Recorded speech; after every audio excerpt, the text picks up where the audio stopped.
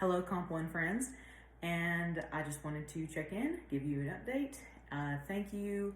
I wasn't actually attempting to get a pity party going, but thank you to all of you who have sent me like really thoughtful like messages and emojis and stuff. That actually meant a lot to me. I'm actually, as you can see, I'm able to stand now. I'm still not able to sit, but hopefully I'm gonna make progress. I don't know. We'll see how that goes. But thank you for all your kindness. I really appreciate it, and it makes a big difference. Some of you have already missed the due date for your prospectus and annotated bibliography.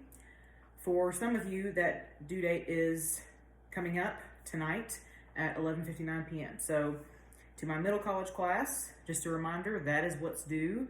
There is a handout, which I have posted to Edmodo. And remember, sometimes on Edmodo, you have to click the like expand or more button at the bottom of the post to show you the whole post. And I've also posted it to the Discord. But on the top of the handout, it says Prospectus and Annotated Bibliography, the basics. If you just follow the instructions on that handout, you will be good to go. That's all you have to do, is it tells you exactly what you need to do in that handout. So for middle college class, that is what's due tonight. You are not going to put that on Momentum. You're just going to email that to me directly as a Word document, because I want to be able to write corrections in the document. So you're just going to send that to boldenme@roanstate.edu. Other class, adult Comp 1 class. Thank you to all of you who sent in your prospecti. All of them have been sent back to you now. So you should have the corrections that you need to fix that works cited page before you stick it in the actual paper. A couple of you actually had no corrections, which is really rare for me. So way to go. If you are one of the people, and there was a decent amount of you who just didn't do it, you either forgot it or you ran out of time, again, do not worry about doing it now, because I don't take late work. So what you need to do is just jump right into preparing the paper, because the prospectus was 5 points. Turning in your paper, you get 5 points just for turning it in on time, but the overall paper is worth 30 points, 30% of your grade. So if you miss the prospectus deadline, forget it, let's move on, keep going forward, and just go into writing that paper and getting it ready to submit to me. So the paper is due next week. So that's Monday the 9th for the adult class and Wednesday the 11th for the middle college class. So I have posted, or am about to post with this video, some stuff on Edmodo, some helpful tips to assist you in the writing of the paper. Again, there's a lot of stuff that we would have done in class. There's a lot of practice that we would have done in class that I can't really replicate in an online format, but I've tried to find you everything I can. There's a little item in there about quote integration. So when you integrate, shut up, Tom. When you integrate a quote in an essay, you cannot just drop it in. The analogy that I usually use is like a water balloon, because if you drop a water balloon, it makes a mess. It goes everywhere. And people just want to pepper their paper with quotes and just drop them in without any nuance. So there's something called the quote sandwich that is about how you integrate a quote into your paper. And so you're going to look at that website and it'll explain to you what the quote sandwich is. But as I said, most of what you're going to be doing for this essay should be paraphrasing. It should be taking information and then putting it into your own words. And that is really the challenge of a research paper, is setting all this outside information through the filter that is your brain and having it come out as something faithful yet unique on the other side. Really, the only reason that I would use direct quotes if I were you is if you are quoting from the person that you are writing about. So that's the only reason that you really should be using direct quotes for this. Otherwise, everything pretty much should be paraphrased. There's also some information on there about in-text citations. Every year, like clockwork, there is somebody who has a works cited page and just doesn't do any in-text citations. So I've said this in 20 different ways, and I'll continue to say it.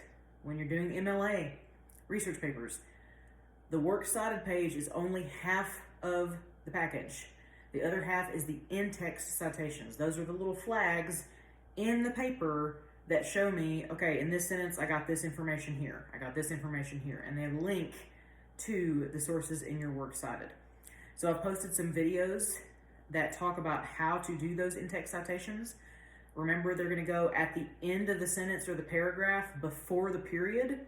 wherever you reference that outside stuff. But just as a rule of thumb, if you're not sure what to put in that parentheses, it's always the first item listed in the works cited. So usually that ends up being the author's last name, because if your source has an author, it'll always be the author's last name that you put in those parentheses. If you have an online source that has no author, it'll be an article title.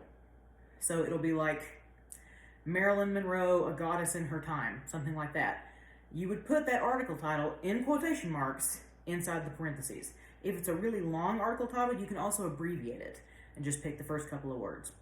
So if you have any other specific questions about in-text citations, let me know, but do watch those videos and look at those websites. That will help you out a lot. Also, I've linked to the Purdue Online Writing Lab. I should put this in the Discord as well, but they have a basically perfect MLA sample paper that shows you in detail how your paper should look, how the works cited should look, and how the in-text citations should look. So before you submit your paper, I would look at that as a model and say, okay, does what I did kind of look like this? And then lastly, thesis statements.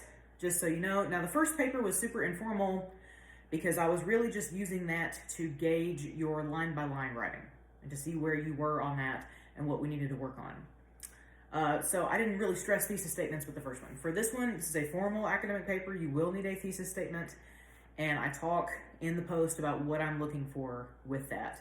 And there's a module from the Learning Center that helps you understand how to craft a good one.